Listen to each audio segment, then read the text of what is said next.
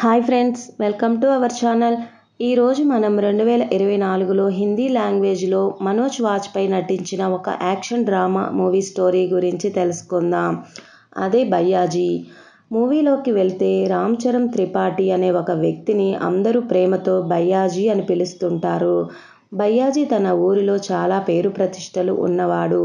అందువల్ల ఊరిలోని వారందరూ కూడా భయ్యాజీని గౌరవిస్తారు. భయ్యాజీకి కాబోయే భార్య పేరు మితాలి. ఆమె ఒక నేషనల్ లెవెల్ షూటర్. తొందరలోనే భయ్యాజీకి మితాలీకి పెళ్లి జరుగుతుంది.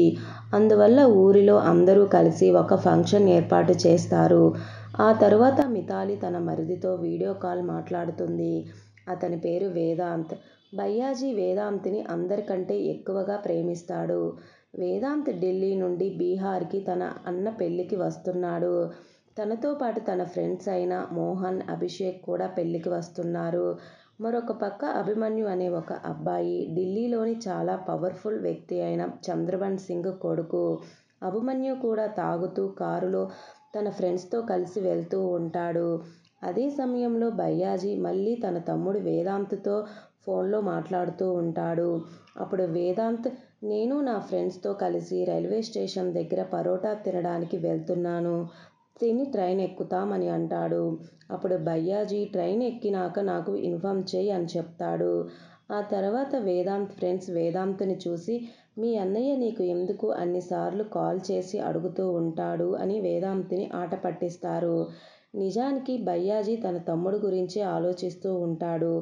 ఎందుకంటే వేదాంత్ ఒక అమాయకుడు అని భయ్యాజీ అనుకుంటాడు. ఆ తర్వాత భయ్యాజీ, మితాలి ఊరిలో అందరూ కలిసి ఫంక్షన్లో డాన్స్ చేస్తూ ఉంటారు. కొంచెం సేపు తర్వాత భయ్యాజీ మళ్ళీ వేదాంత్కి ఫోన్ చేస్తాడు. కానీ ఈసారి వేదాంత్ ఫోన్ లిఫ్ట్ చేయడు. అప్పుడు వేదాంత్కి ఏదో జరిగినట్లుగా తప్పుగా అనిపిస్తుంది. మరోవైపు చంద్రబన్ ఒక ఫ్యామిలీని బంధిస్తాడు. ఎందుకంటే అభిమన్యు మీద ఒక అమ్మాయి తనని రేప్ చేశాడు అని కంప్లైంట్ ఇస్తుంది. అందువల్ల ఈ విషయం చంద్రబన్కి తెలిసి ఆ అమ్మాయి తన ఫ్యామిలీని కిడ్నాప్ చేస్తాడు. అయినా కూడా ఆ అమ్మాయి చంద్రబన్తో, నేను నిన్ను చూసి ఏం భయపడను, నీ కొడుకుకి నీకు శిక్ష పడేలా చేయడానికి నేను కమిషనర్ దగ్గరికైనా వెళ్తాను అని అంటుంది. ఆ మాటలు విన్న చంద్రబన్కి బాగా కోపం వచ్చి ఆ అమ్మాయిని దారుణంగా చంపేస్తాడు. నెక్స్ట్ రోజు భయ్యాజీ తనతో ఉన్న వ్యక్తులైనటువంటి యష్ మరియు బోలా అనే వ్యక్తులను వేదాంత్ని పిక్ చేసుకోవడానికి స్టేషన్కి పంపిస్తాడు. కానీ యష్, బోలా స్టేషన్కి వెళ్ళి చూస్తే వేదాంత్ అక్కడ ఉండడు. ఈ విషయం తెలిసి భయ్యాజీ చాలా భయపడి వేదాంత్ ఫ్రెండ్స్కి ఒక్కొక్కరికి ఫోన్ చేసి అడుగుతాడు. వాళ్ళందరూ తెలీదు అని చెప్తారు. భయ్యాజీ ఫ్యామిలీలో అసలు వేదాంత్ ఎక్కడికి వెళ్ళాడు అని అందరూ భయపడుతూ ఉంటారు. కొంచెం సేపటి తర్వాత ఢిల్లీ పోలీసులు భయ్యాజీకి ఫోన్ చేసి, వేదాంత్కి యాక్సిడెంట్ అయింది, అందువల్ల మీరు త్వరగా ఢిల్లీకి రావాలి అని చెప్తారు. ఆ మాటలు విన్న భయ్యాజీ చాలా కంగారు పడి, అయినా కూడా ఫ్యామిలీని ఓదార్చి యష్, బోలాను తీసుకొని భయ్యాజీ వెంటనే ఢిల్లీకి వెళ్తాడు. ఆ తర్వాత భయ్యాజీ ఢిల్లీలోని పోలీస్ స్టేషన్కి చేరతాడు. అక్కడ ఉన్న ఏసీపీ మకన్ భయ్యాజీని చూసి, మీ తమ్ముడు వేదాంత్ చాలా ఎక్కువగా తాగి మత్తులో ఉన్నాడు. ఆ మత్తులో డ్రైవ్ చేస్తూ యాక్సిడెంట్ చేశాడు. ఆ యాక్సిడెంట్లో వేదాంత్ చనిపోయాడు అని చెప్తాడు. ఈ విషయం విన్న భయ్యాజీకి జీర్ణం కాదు. ఎందుకంటే అసలు వేదాంత్కి మందు తాగే అలవాటే లేదు. కొంచెం సేపు తర్వాత మకన్ భయ్యాజీని హాస్పిటల్కి తీసుకొని వెళ్తాడు. కానీ అక్కడ వేదాంత్ శవం మార్చురీలో లేకపోవడం గమనిస్తారు.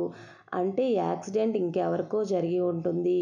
అప్పుడు కాంపౌండర్ వాళ్ళని చూసి, నేను ఇప్పుడే వేదాంత్ బాడీని క్లెయిమ్ చేయని బాడీ అనుకొని దాన్ని కాల్చడానికి పంపించాను అని చెప్తాడు.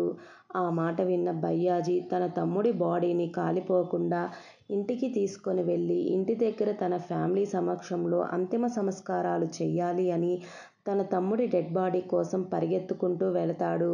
మరోపక్క వేదాంత్ బాడీని అభిమన్యు మరియు చంద్రబన్ ఇద్దరూ కలిసి కాలుస్తూ ఉంటారు. అంటే వేదాంత్కి అభిమన్యుకి మధ్య ఏదో జరిగినట్లుగా తెలుస్తుంది. అందువల్లే వేదాంత్ చనిపోయాడు.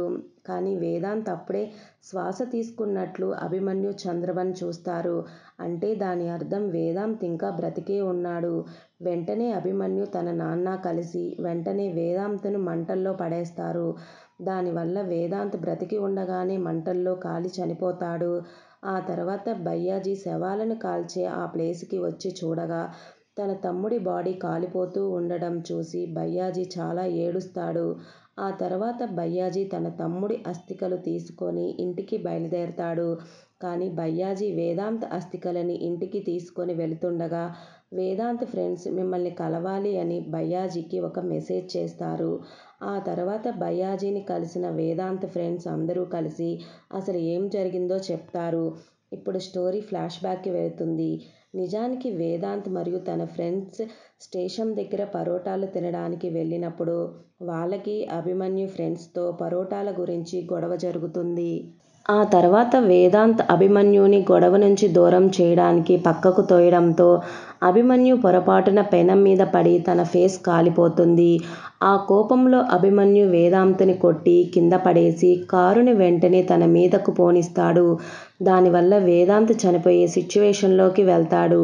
అది చూసిన వేదాంత్ ఫ్రెండ్స్ తమ ప్రాణాలను కాపాడుకోవటానికి అక్కడ నుంచి పారిపోతారు. ఇప్పుడు స్టోరీ ప్రజెంట్కి వస్తుంది. ఇదంతా విన్న భయ్యాజీ వేదాంత్ ఫ్రెండ్స్ని చూసి ఎందుకు మీరు తనని అక్కడే వదిలేసి వెళ్ళిపోయారని బాగా కోప్పడతాడు. ఆ తర్వాత భయ్యాజీ మితాలీకి ఫోన్ చేసి వేదాంత్ని అటాక్ చేసి చంపేశారని చెప్తాడు. ఆ తర్వాత ఈ విషయం అందరికీ తెలుస్తుంది. అప్పుడు వేదాంత్ వాళ్ళ అమ్మ గట్టిగా ఏడుస్తుంది. ఆ నెక్స్ట్ రోజు భయ్యాజీ వేదాంత్ అస్థికలను ఇంటికి తీసుకువచ్చినప్పుడు భయ్యాజీ వాళ్ళ పిన్ని వేదాంత్ అస్థికలను చూసి ఏడుస్తూ భయ్యాజీని నోటికి వచ్చినట్లుగా తిడుతుంది. దీనివల్ల మనకు భయ్యాజీకి వేదాంత్ సవతి తమ్ముడు అని తెలుస్తుంది. కానీ భయ్యాజీ మాత్రం వేదాంత్ని తన సొంత తమ్ముడిలాగానే చూశాడు. ఆ తర్వాత భయ్యాజీ చిన్నమ్మ భయ్యాజీని చూసి ఎవరైతే నా కొడుకుని చంపారో వాళ్ళ బూడిద నాకు కావాలి, అప్పటి వరకు వేదాంత్ ఆత్మకు శాంతి కలగదు అని చెప్తుంది. ఆ మాటలు విన్న భయ్యాజీ మాత్రం మనం ముందుగా వేదాంత్కి కర్మకాండలు చేద్దాం, వేదాంత్ దినం అయ్యేలోగానే వేదాంత్ని చంపిన వాళ్ళను కూడా చంపి వేదాంత్ ఆత్మకి శాంతి కలిగిద్దాం అని చెప్తాడు. వెంటనే భయ్యాజీ ఆచార సాంప్రదాయాల ప్రకారం వేదాంత్కి కర్మకాండలు జరిపిస్తాడు. ఆ అంత్యక్రియలకు ఊరి జనమంతా కూడా వచ్చి చూస్తారు. ఆ తర్వాత భయ్యాజీ తన చిన్నమ్మ కాకులకు పిండ ప్రదానం చేసి భోజనం తినడానికి పిలిచినప్పుడు ఒక కాకి వచ్చి భోజనం చేయకుండానే వెళ్ళిపోతుంది. దానివల్ల వేదాంత్ అమ్మ ఇంకా వేదాంత్ ఆత్మ ఇంకా ఇక్కడే తిరుగుతుంది. వేదాంత్కి శాంతి దొరకలేదు అని అర్థమవుతుంది. దానితో వేదాంత్ అమ్మకి ఇంకా బాధ అనిపిస్తుంది. అలా బాగా ఏడుస్తూ ఉంటుంది. ఆ తర్వాత భయ్యాజీ కోపంలో గూడెంలోకి వెళ్ళి ఒక చేతి పారను బయటకు తీస్తాడు. ఆ చేతి పార భయ్యాజీకి ఒకప్పటి ఆయుధం. ఇప్పుడు స్టోరీ ఫ్లాష్ బ్యాక్కి వెళుతుంది. భయ్యాజీ నాన్న గ్రామంలోని సేటు యొక్క అకౌంటెంట్గా ఉంటాడు. ఆ గ్రామంలోని ప్రజలందరూ కూడా భయ్యాజీ నాన్నను బాగా గౌరవిస్తారు. ఎందుకంటే భయ్యాజీ నాన్న గ్రామ ప్రజల సంక్షేమం కోసం పోరాడుతూ ఉంటాడు.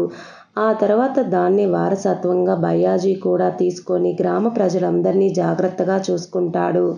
ఆ టైంలో భయ్యాజీ బయటకు వచ్చినప్పుడు అందరూ భయపడిపోయి తమ చూపుని క్రిందకు దింపుకునేవాళ్ళు. అలా భయ్యాజీ రాజ్యం కొన్ని రోజుల వరకు గడుస్తుంది. కానీ తండ్రి కొడుకుల మధ్య విభేదాలు వచ్చి శత్రువులు దాన్ని అవకాశంగా తీసుకొని భయ్యాజీ వాళ్ళ నాన్నను చంపేస్తారు.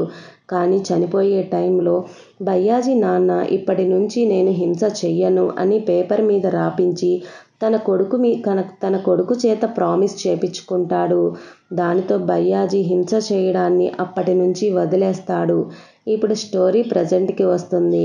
ఎప్పుడైతే వేదాంత్ చనిపోయాడో భయ్యాజీ లోపల ఉన్న కోపం నిద్రలేస్తుంది. అందువల్ల వాళ్ళ నాన్న రాపించుకున్న పేపర్ను కాల్చివేస్తాడు. భయ్యాజీలో దాగి ఉన్న అసలు రూపం బయటకు రావడంతో ఊరిలోని అందరూ కూడా అలానే మారిపోతారు. అదే సమయంలో పెద్ద పెద్ద అధికారులు మినిస్టర్స్ దగ్గరకు భయ్యాజీ సింహం ఉన్న ఒక కాయిన్ వెళ్ళగానే దాన్ని చూసి అందరూ భయపడిపోతారు. ఎందుకంటే పాత భయ్యాజీగా మళ్ళీ మారిపోయాడు అని భయపడుతూ ఏదో మారణ హోమం జరుగుతున్నట్లు అందరూ భయపడతారు. ఆ తర్వాత భయ్యాజీ తన పాత జీపులో కూర్చొని తన మనుషులతో కలిసి ఢిల్లీకి బయలుదేరతాడు. గ్రామంలోని ప్రజలందరూ కూడా భయ్యాజీ వైపే ఉంటారు. ఆ రోజు రాత్రి వేదాంత్ చనిపోయాడు అని ఫేక్ స్టోరీ చెప్పిన ఏసీపీ మకన్ని భయ్యాజీ ఎత్తుకొని వచ్చి నిజం చెప్పమని బెదిరిస్తాడు. దానితో మకన్ నిజం అంతా భయ్యాజీకి చెప్పి అభిమన్యు నెంబర్ కూడా చెప్తాడు. కొద్దిసేపటి తర్వాత చంద్రబన్కి మకన్ ఫోన్ చేసి భయ్యాజీ నన్ను కిడ్నాప్ చేసి నా నుంచి నిజమంతా తెలుసుకున్నాడు అని చెప్తాడు. ఆ మాటలు విన్న చంద్రబన్ షాక్ అయ్యి తన మనుషులని అసలు ఈ భయ్యాజీ ఎవరు అని అడుగుతాడు. అప్పుడు ఆ పేరు విని అదే ఊరు వాడైనటువంటి పండిత్జీ భయ్యాజీ గురించి చంద్రబన్కి చెప్తాడు. ఆ తర్వాత భయ్యాజీ అభిమన్యుకి ఫోన్ చేసి నేను నిన్ను తీసుకొని వెళ్ళడానికి నీ ఇంటికి వస్తున్నాను అని చెప్తాడు. అప్పుడు పండిత్జీ భయ్యాజీ మాటలు విని ఆ గొంతును గుర్తుపట్టి ఇతనే భయ్యాజీ అని వాళ్లకు అర్థమవుతుంది. ఆ తరువాత పండిత్జీ చంద్రబన్తో భయ్యాజీ బీభత్సం గురించి ఒక పాత స్టోరీని చెప్పి ఒకవేళ భయ్యాజీ ఇక్కడికి వచ్చాడు అంటే ఇక్కడ ఎవరూ ప్రాణాలతో బ్రతకరు, అందరూ చనిపోతారు అని చెప్తాడు. భయ్యాజీతో పాటు తన గ్రామంలోని ప్రజలందరూ కలిసి చంద్రబన్ ఇంటి దగ్గరకు వస్తారు. అంతమందిని ఒకేసారి చూడగానే చంద్రబన్కు మతిపోతుంది. భయ్యాజీ చంద్రబన్ను కలిసి నా తమ్ముడు వేదాంత్ను చంపిన అభిమన్యుని తీసుకొని పోవడానికి వచ్చాను, అతన్ని నాతో పంపించండి అని చాలా వినమ్రంగా అడుగుతాడు. కానీ భయ్యాజీ వచ్చే లోపే చంద్రబన్ తన కొడుకు అభిమన్యుని ఎక్కడో దాచిపెడతాడు. అప్పుడు చంద్రబన్ వెంటనే భయ్యాజీని చూసి ఈ విషయాన్ని ఇంకా ఇంతటితో వదిలే, నీకు ఏమి కావాలన్నా ఇస్తాను అని భయ్యాజీతో చెప్తాడు. కానీ ఆ మాటలు విన్న భయ్యాజీ చంద్రబన్తో నీకు కావాలి అంటే 200 కోట్లు నేనే ఇస్తాను, తీసుకో, కానీ నీ కొడుకుని మాత్రం నాకు అప్పగించు అని అంటాడు. ఆ మాటలు విన్న చంద్రబన్ భయ్యాజీ మీద కోప్పడతాడు. దానితో భయ్యాజీ చంద్రబన్తో నీ కొడుకుని 24 గంటల లోపల నాకు అప్పగించు, లేదంటే నీ మనుషులను ఒక్కొక్కరుగా నరికి చంపి నీ కొడుకుని తీసుకొని వెళ్తాను అని వార్నింగ్ ఇచ్చి అక్కడి నుంచి వెళ్ళిపోతాడు. ఆ తర్వాత భయ్యాజీతో పాటు తన పగ కోసం వచ్చిన గ్రామస్తులను తిరిగి గ్రామానికి పంపించేస్తాడు. ఎందుకంటే చాలామందికి వయసు అయిపోయి ఉంటుంది. అందువల్ల అందర్నీ ఇంటికి పంపించడమే కరెక్ట్ అని ఇంటికి పంపిస్తాడు. అదే కాకుండా అభిమన్యు చంద్రబన్ను ఎదుర్కోవడానికి భయ్యాజీ ఒక్కడే చాలు అని తనతో పాటు వచ్చిన పెద్దవాళ్లను ఇంటికి పంపించేస్తాడు. మరొక పక్క అభిమన్యు ఫ్రెండ్స్కి భయ్యాజీ తనని చంపడానికి వస్తున్నాడు అని హెల్యూసినేషన్స్ వస్తూ ఉంటాయి. ఎందుకంటే వాళ్ళు భయ్యాజీని చూసి అంతగా భయపడిపోతూ ఉంటారు. అదే సమయంలో భయ్యాజీ గ్రామ ప్రజలందరూ కలిసి తిరిగి వెళ్ళిపోయారు అని చంద్రబన్కి తెలియగానే తన కొడుకుని ఫారెన్ని పంపించాలని ప్లాన్ చేస్తాడు. అయితే చంద్రబన్ మనుషులలో ఒక వ్యక్తి భయ్యాజీ గ్రామానికి చెందినవాడు అయి ఉంటాడు. అందువల్ల అతను భయ్యాజీ దగ్గరకు వచ్చి అభిమన్యుని ఫారెన్ పంపించే ప్లాన్ గురించి చెప్తాడు. మరోవైపు ఒక గూండాకు ఎవరో ఫోన్ చేసి ఒక వ్యక్తిని చంపమని చెప్తారు. ఆ తర్వాత రోజే రెడ్ కలర్ కారులో అభిమన్యు ఫుల్ సెక్యూరిటీతో ఎయిర్పోర్ట్కి వెళ్తూ ఉంటాడు. అదే సమయంలో భయ్యాజీ కారు వచ్చి అభిమన్యు కారును ఆపుతాడు. అప్పుడు ఒక గ్యాంగ్ వచ్చి అభిమన్యు మీద దాడి చేస్తారు. అభిమన్యు ఆ గూండాల నుంచి భయ్యాజీ నుంచి తప్పించుకొని పారిపోతూ ఉండగా భయ్యాజీ ఎదురుగా వచ్చి అభిమన్యుని పట్టుకుంటాడు. మొత్తానికి ఇది అంతా చంద్రబన్ ప్లాన్ అని మనకి తెలుస్తుంది. నిజానికి అభిమన్యుని చంపడానికి వచ్చిన గ్యాంగ్ కూడా అభిమన్యు మనుషులే వచ్చి ఉంటారు. ఆ తర్వాత అభిమన్యు భయ్యాజీని వెనక నుంచి కత్తితో పొడుస్తాడు. కొద్దిసేపటికి అక్కడ వర్షం పడుతుంది. ఇదంతా చూస్తూ కూడా భయ్యాజీ మనుషులు భయ్యాజీని కాపాడటానికి రారు. ఎందుకంటే భయ్యాజీనే రావద్దు అని చెప్తాడు. ఆ సమయంలో భయ్యాజీ వెంటనే తన గాయం చుట్టూ టవల్ కట్టుకొని చంద్రబన్ మనుషులను ఒక్కొక్కరిని కొడుతూ ఉంటాడు. అప్పుడు సైలెంట్గా చంద్రబన్ భయ్యాజీని షూట్ చేస్తాడు. దానివల్ల భయ్యాజీ గాయపడి చెరువులో పడిపోతాడు. దానితో వెంటనే చంద్రబన్ మనుషులు చెరువులోకి వెళ్ళి చెక్ చేయగా భయ్యాజీ బాడీ కనిపించదు. ఎందుకంటే ఆల్రెడీ భయ్యాజీ మనుషులు భయ్యాజీని కాపాడి తీసుకొని వెళ్తారు. చంద్రబన్ మనుషులు ప్రతి చోట భయ్యాజీ కోసం వెతికినా కానీ దొరకడు. భయ్యాజీ మనుషులు మాత్రం భయ్యాజీని సేఫ్గా ఒక ప్లేస్లో పెడతారు. ఈ విషయం భయ్యాజీకి కాబోయే భార్య మితాలీకి తెలియగానే మితాలి తన పేరెంట్స్తో గొడవపడి భయ్యాజీని కాపాడటానికి భయ్యాజీ చిన్నమ్మతో కలిసి ఢిల్లీకి బయలుదేరుతుంది. మరోవైపు చంద్రబన్ భయ్యాజీ ఫ్యామిలీ ఫొటోస్ని తన మనుషులకు పంపించి వాళ్ళని పట్టుకోమని చెప్తాడు. ఆ తర్వాత చాలామంది భయ్యాజీని చంపడం కోసం వెతుకుతూ ఉంటారు. మరో పక్క భయ్యాజీకి బుల్లెట్ తగిలిన విషయం తెలిసి భయ్యాజీ గ్రామ ప్రజలు భయ్యాజీ కోసం ఏదో ఒకటి చెయ్యాలి అని అనుకుంటూ ఉంటారు. అదే సమయంలో చంద్రబన్కి భయ్యాజీ దొరకకపోవడంతో అంటే నా కొడుకు ప్రాణాలను ఇంకా ప్రమాదంలో ఉంది అని భయపడతాడు. అదే సమయంలో ఒక వ్యక్తి భయ్యాజీ చిన్నమ్మ ఫోటోని చూసి ఆమెను గుర్తుపట్టి భయ్యాజీ ఎక్కడ ఉన్నాడు అన్న విషయం చంద్రబన్కి చెప్తాడు. దానితో చంద్రబన్ వెంటనే తన మనుషులను తీసుకొని భయ్యాజీని చంపడానికి బయలుదేరతాడు. అదే సమయంలో భయ్యాజీ చిన్నమ్మకి గూండాలు భయ్యాజీని చంపడం కోసం వస్తున్నారని తెలిసి భయ్యాజీని కాపాడుకోవటానికి అంబులెన్స్లో కాకుండా న్యూస్ ఛానల్ వెహికల్లో వేరే ప్లేస్కి తీసుకొని వెళ్తారు. చంద్రబన్ మనుషులు భయ్యాజీని చంపడానికి తను ఉన్న ప్లేస్కి వెళ్ళి చూస్తే అక్కడ ఎవరూ ఉండరు. అప్పటికి భయ్యాజీ మనుషులు భయ్యాజీని వేరే ప్లేస్కి తీసుకొని వెళ్ళి ట్రీట్మెంట్ చేపిస్తారు. డాక్టర్ భయ్యాజీ బాడీలో నుంచి బుల్లెట్ తీసి భయ్యాజీ ప్రాణాలను కాపాడతాడు. మరోవైపు మినిస్టర్స్, పోలీసులు కలిసి చంద్రబన్ మరియు భయ్యాజీల మధ్య జరిగే గొడవ గురించి తెలిసి ఏదైనా చెయ్యాలి అని ఆలోచిస్తారు. కానీ వాళ్ళు ఏమీ చేయలేకపోతారు. ఎందుకంటే చంద్రబన్ ఆ మినిస్టర్స్ పార్టీకి ఫండ్స్ ఇస్తూ ఉంటాడు. ఈ ఫండ్స్ వాళ్ళు ఎలక్షన్లో గెలవటం కోసం చాలా అవసరం. అలాగే భయ్యాజీ సపోర్ట్ కూడా వాళ్ళకి చాలా అవసరంగా ఉంటుంది. ఒకవేళ ఆ సపోర్ట్ లేకపోతే వాళ్ళు గెలవటం కూడా కష్టమవుతుంది. అందువల్ల ఆ పార్టీ వాళ్ళు అందరూ కూడా తెలివిగా ఆలోచించి చంద్రబన్ నుంచి ఎలక్షన్ ఫండ్స్ తీసుకొని ఎవరికీ సపోర్ట్ చేయకూడదని, పార్టీని మాత్రమే కాపాడుకోవాలని డిసైడ్ అవుతారు. భయ్యాజీ గాయాలతో బాధపడుతూ మితాలీని చూసి నువ్వు వేరే అబ్బాయిని పెళ్లి చేసుకొని హ్యాపీగా ఉండు అని చెప్తాడు. కానీ మితాలీ మాత్రం అందుకు ఒప్పుకోదు. నేను నిన్నే ప్రేమిస్తున్నా, నిన్నే పెళ్లి చేసుకుంటాను. మనం ఇద్దరం కలిసి వేదాంతను చంపిన వాళ్ళ మీద పగ తీర్చుకుందాం అని అంటుంది. ఆ తర్వాత భయ్యాజీ తన చిన్నమ్మను తిరిగి గ్రామానికి వెళ్ళమని చెప్తాడు. ఎందుకంటే గ్రామంలో ఎవరైనా పెద్దవాళ్ళు ఉండటం చాలా అవసరమని అలా చెప్తాడు. మరోవైపు చంద్రబన్ తన మనుషులతో మీటింగ్ ఏర్పాటు చేసి పార్టీకి ఎలక్షన్ ఫండ్ ఇవ్వాలని చెప్తాడు. అప్పుడే చంద్రబన్ మకన్ పరువు తీసి మకన్ని అక్కడ నుంచి పంపించేస్తాడు. ఎందుకంటే చంద్రబన్కి ఆ మకన్ మీద అసలు నమ్మకం ఉండదు. అందువల్ల మకన్ చాలా బాధపడతాడు. ఆ తర్వాత చంద్రబన్ వెంటనే తన కొడుకు అభిమన్యుని పిలిచి పార్టీకి ఫండ్ పంపించమని చెప్తాడు. ఎందుకంటే పార్టీ చంద్రబన్కి సపోర్ట్ చేస్తుంది అని అలా చేయమని చెప్తాడు. మరొక పక్క భయ్యాజీ తన మనుషులతో కలిసి ఒక ఇంట్లోకి వెళ్ళి దాక్కుంటారు. ఈ విషయం పండిత్జీకి తెలియగానే వచ్చి వెంటనే చంద్రబన్కి చెప్తాడు. అప్పుడు చంద్రబన్ అక్కడికి తన మనుషులను పంపిస్తాడు. అయితే అక్కడ ఉన్న మితాలీ తన స్నైపర్తో ఒక్కొక్క గూండాను షూట్ చేసి చంపుతుంది. మితాలీకి ఆల్రెడీ షూటింగ్లో గోల్డ్ మెడల్ వచ్చింది.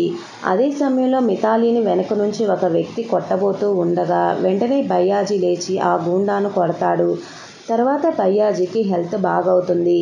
భయ్యాజీ చిన్నమ్మ వేదాంత్ పిండ ప్రదానాన్ని కాకి ఇంకా తినలేదు అని, ఇంకా వేదాంత్ ఆత్మకి శాంతి దొరకలేదు అని బాధపడుతుంది.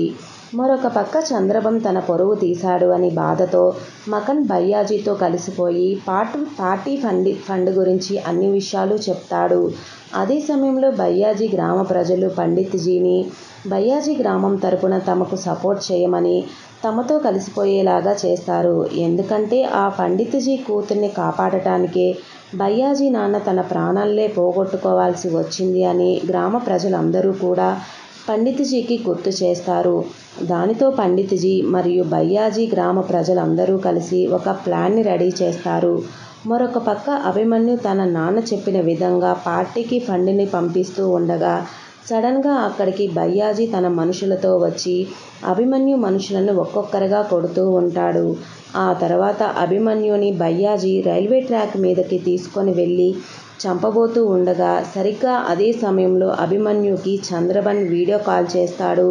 ఆ వీడియో కాల్లో చంద్రబన్ భయ్యాజీ చిన్నమ్మని తన ఇంట్లో బంధించి మంటలపై వేలాడదీస్తాడు. అది చూసిన కోపంతో భయ్యాజీ చంద్రబన్ ఇంటి దగ్గరకు వెళ్తాడు. అభిమన్యుని భయ్యాజీ తన వెహికల్ పైన కట్టి పడేస్తాడు. చంద్రబన్ భయ్యాజీ చిన్నమ్మని మంటల్లోకి పడేస్తూ ఉండగా భయ్యాజీ వెహికల్లో వచ్చి తన చిన్నమ్మని కాపాడుకుంటాడు. భయ్యాజీ చిన్నమ్మని చంద్రబన్ మనుషులు చుట్టుముడతారు. ఒక వ్యక్తి భయ్యాజీని షూట్ చేయడానికి ట్రై చేస్తూ ఉండగా సరిగ్గా అదే సమయంలో ఒక బుల్లెట్ వచ్చి ఆ వ్యక్తికే తగులుతుంది. మిథాలీనే ఆ వ్యక్తిని షూట్ చేస్తుంది. అలా భయ్యాజీ తన చిన్నమ్మని కాపాడి అక్కడి నుంచి పంపించేస్తాడు. ఆ తర్వాత భయ్యాజీ, మిథాలీ ఆ గూండాలతో గొడవపడి వాళ్ళని చంపుతారు. ఫైనల్గా చంద్రబన్ మరియు భయ్యాజీలు ఫైట్ చేసుకుంటారు.